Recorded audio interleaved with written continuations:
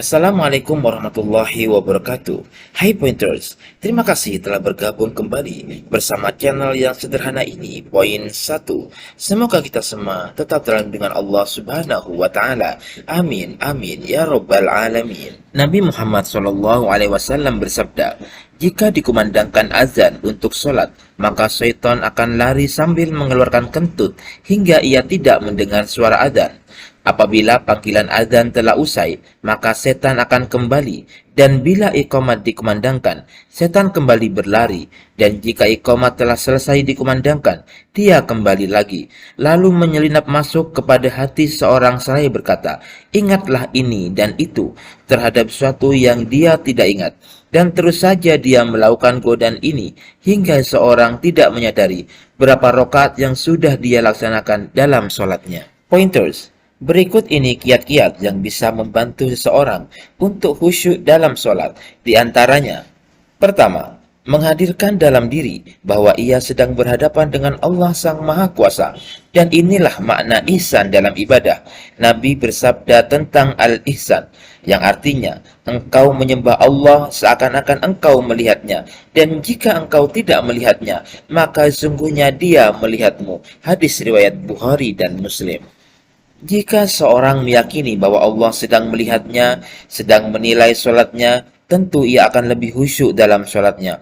Allah berfirman yang artinya, "Dan bertawakallah kepada Allah yang Maha Perkasa lagi Maha Penyayang, yang melihat kamu ketika kamu berdiri untuk sholat, dan melihat pula perubahan gerak badanmu di antara orang-orang yang sujud.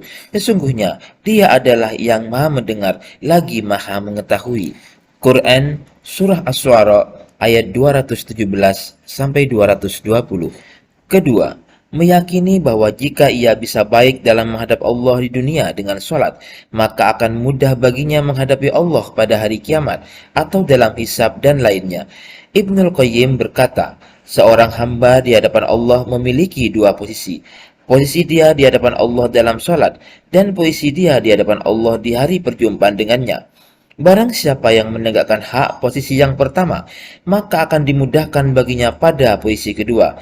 Dan barang siapa yang meremehkan posisi yang pertama tersebut dengan tidak menunaikan haknya, maka akan disulitkan baginya pada posisi kedua tersebut.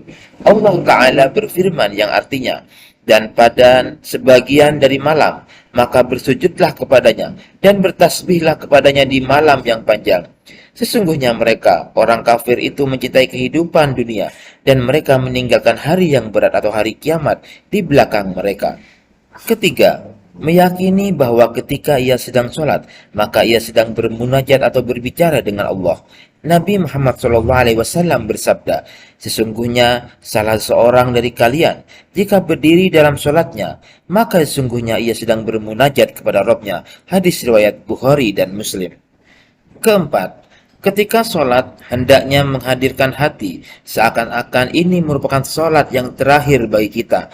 Nabi SAW bersabda, "Jika engkau sholat, maka sholatlah seperti sholatnya orang yang hendak berpisah." Hadis riwayat Ahmad dan Ibnu Majah.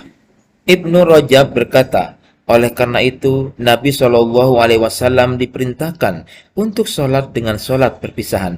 Karena sungguhnya, barang siapa yang merasa bahwa dirinya akan berpisah dari dunia dengan sholatnya, maka dia akan menyempurnakannya dengan sesuatu yang paling sempurna.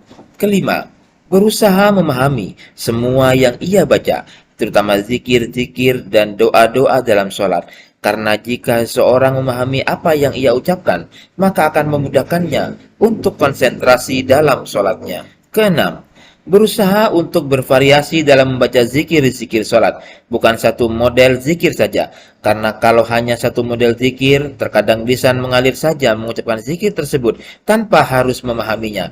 Lain halnya jika zikir-zikir divariasikan, maka tentu membantu untuk fokus dalam memahami apa yang dibaca. Misalnya, pada sholat ini membaca doa iftitah yang satu, maka pada sholat yang lain membaca doa istiftah yang lainnya. Demikian juga begitu banyak variasi doa dalam ruku dan sujud yang telah diajarkan oleh Nabi SAW. Ketujuh, Berusaha persiapan dengan sebaik-baiknya ketika hendak melakukan sholat, seperti berwudu dari rumah, lalu berjalan menuju masjid dengan tenang. Lalu jika masuk masjid, sholat qobliyah atau sholat tahiyatul masjid. Lalu jika masih ada waktu, bisa membaca Al-Quran atau berdoa kepada Allah. Ini semuanya merupakan pengantar atau muqaddimah, sehingga ketika masuk dalam sholat fardu, maka dalam kondisi lebih khusyuk. Kedelapan, berusaha menjauhkan diri dari sebab-sebab yang bisa mengganggu kehusuan. Sebab-sebab tersebut bisa diklasifikasikan kepada dua model berikut. Satu, tempat yang tidak kondusif untuk sholat, misalnya sajadah yang terlalu menarik perhatian. Dua, berkaitan dengan hal-hal yang bisa mengganggu pikiran seperti dalam kondisi lapar sementara makanan sudah siap dihidangkan, sedang sholat tapi menahan buang air atau buang angin. Nabi SAW bersabda, tidak sempurna sholat seseorang apabila makanan yang telah dihidangkan atau apabila dia menahan buang air besar atau air kecil. Hadis riwayat Muslim.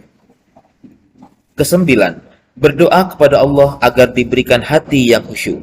Di antara doa Nabi SAW ialah, Allahumma inni a'udzubika minal arba'i min ilmin la yanfa' wa min qalbin la yakhsha wa min nafsin la tashba wa min du'ain la yusma. Ya Allah, sesungguhnya aku berlindung kepada Engkau dari 4 perkara, dari ilmu yang tidak bermanfaat, dari hati yang tidak khusyuk, dari jiwa yang tidak berasa puas, dan dari doa yang tidak didengar. Hadis riwayat Ahmad dan Ibnu Majah. Sahabat poin 1 yang dirahmati Allah, terima kasih telah menonton video ini. Dukung terus kami dengan subscribe, like, dan share terus video ini agar kami tetap bersemangat menghadirkan video-video poin 1 selanjutnya. Wabillahi taufik wal hidayah. Assalamualaikum warahmatullahi wabarakatuh.